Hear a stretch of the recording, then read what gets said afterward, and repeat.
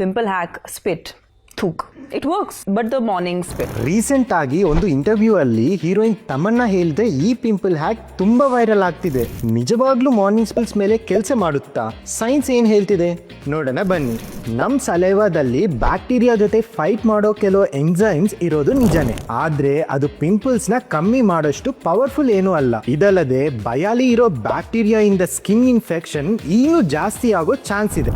ಮತ್ತೆ ಪಿಂಪಲ್ಸ್ ಕಮ್ಮಿ ಆಗ್ಬೇಕಂದ್ರೆ ಏನ್ ಮಾಡ್ಬೇಕು?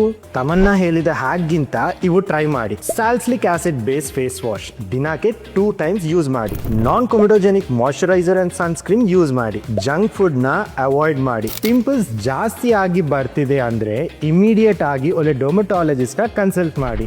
ಹಾಗೆ HKಗೆ ಬಂದ್ಬಿಡ್ರಿ. ಸೆಲೆಬ್ರಿಟಿ ಹ್ಯಾಕ್ಸ್ ವೈರಲ್ ಆಗ್ಬೋದು, ಆದರೆ ಸೈನ್ಸ್ನ ಫಾಲೋ ಮಾಡಿದ್ರೆ ಸ್ಕಿನ್ ಸೇಫ್ ಆಗಿ ಇರುತ್ತೆ. ಪಿಂಪಲ್ಸ್ಗೆ ಸೊಲ್ಯೂಷನ್ HK ಕ್ಲಿನಿಕ್, ಸಲೈವಾ ಅಲ್ಲ.